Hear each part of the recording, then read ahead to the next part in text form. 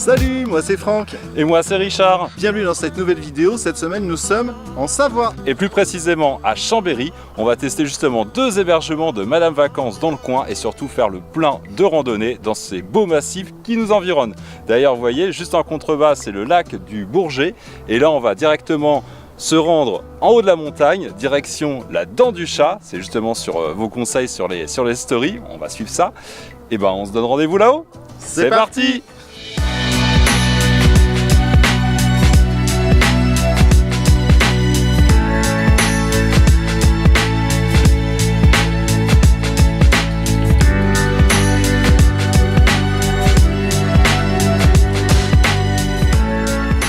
La vue commence vraiment à être très sympa. Puis là on va rejoindre ici le belvédère du Mollard Noir qui est sur le chemin de la Dent du Chat. Mais là il est déjà 6 h, le soleil se couche assez vite, les températures baissent, je sais pas si on va l'atteindre. Déjà là, la randonnée vaut vraiment le coup d'œil.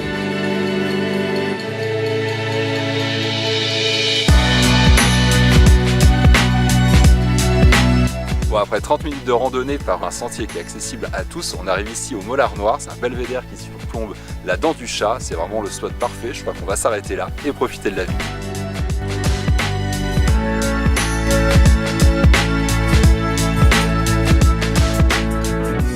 Bon, et après cette super première rando, on se retrouve au château de Candy où on loge ce soir dans notre superbe chambre, une suite. Et là on va aller tester l'un des 2 restaurants. Il y a un resto gastro et un resto plutôt bistronomique. Ce soir on tente le bistronomique. Et là on prend un petit peu d'altitude. On vient de quitter le château de Candy pour nous diriger vers la Fécla. On va dormir dans un chalet pour les 2 prochaines nuits. Et là la vue commence à être plutôt cool. Ça monte, ça monte. On vient d'arriver au chalet du Berger et on va manger.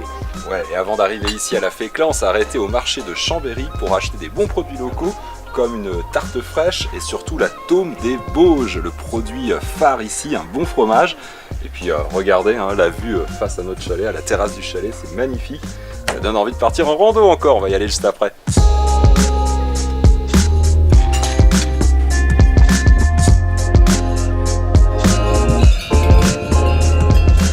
Et juste à quelques kilomètres de l'endroit où on loge, au chalet du Berger, il y a un spot vraiment génialissime où on se situe actuellement, on vous le conseille. On est au Revard, c'est une station connue principalement pour le ski de fond l'hiver, et là qui offre un point de vue juste incroyable sur le lac du Bourget.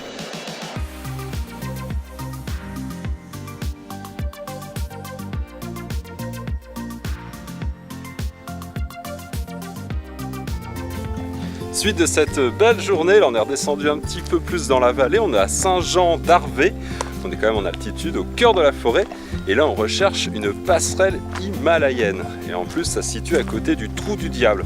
Bon alors passerelle himalayenne, Trou du Diable, il en fallait pas plus pour nous donner envie, c'est l'occasion de découvrir en plus une randonnée assez chouette à travers les bois et puis accessible à tous. Encore une chouette idée de balade dans les environs des hébergements de Madame Vacances.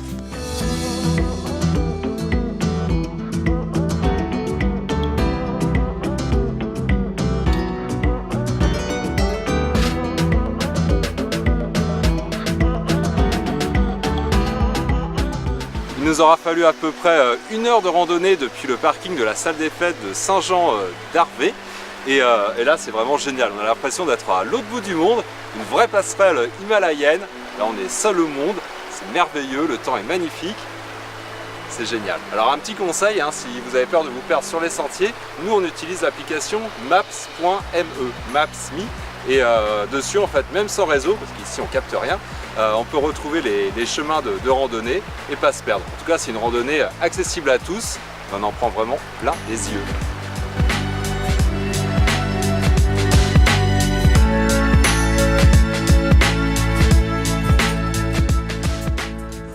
Bon, après l'effort, le réconfort, après une bonne rando, là on est au restaurant Le Sacré, juste à côté des chalets du Berger, et on teste pour la première fois une matouille. Alors une matouille parce qu'il faut touiller, hein, remuer, et là, qu'est-ce qu'il y a dans la casserole?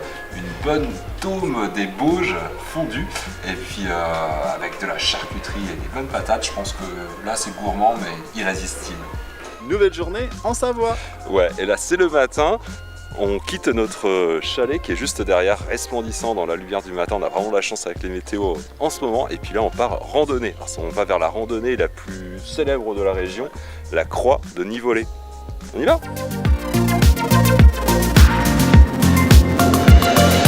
Bon allez, c'est parti pour la rando. On a choisi le chemin le plus facile parce que c'est un petit peu dur ce matin avec tout le fromage qu'on a mangé hier. On se sent un peu lourd, mais bon allez, à force de faire des randos dans les Alpes, on va aller perdre nos kilos superflus. Et là c'est parti pour rejoindre la croix de Nivolé.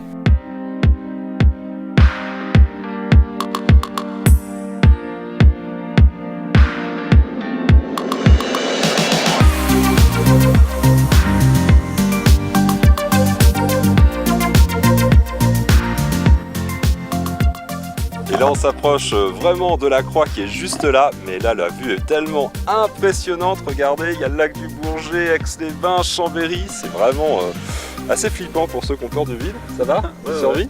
Tout va bien. Et ça y est, on arrive au terme de cette randonnée. La croix est juste là, c'est vraiment une chouette rando. Et une nouvelle journée ensoleillée commence en Savoie. Là on vient de quitter le haut de la montagne pour rejoindre le lac du Bourget. Puis bateau, ça nous manquait, du coup on a pris un bateau électrique justement au Grand Port pour faire un tour du lac et puis admirer ces magnifiques paysages. On sent que l'automne arrive, là les arbres et la forêt commencent à prendre une teinte un peu dorée rouge, c'est magnifique.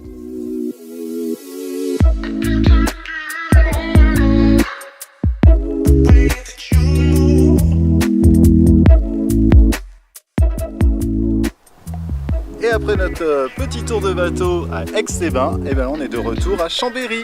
Et on est de retour surtout au château de Candy pour notre dernière nuit ici. On va tester la chambre sûrement la plus insolite. Plus qu'une chambre, c'est carrément la tourelle du château. Alors la tourelle du château, c'est comme une suite en fait en triplex, 3 étages. Bon, au lieu de vous en parler, on va vous montrer.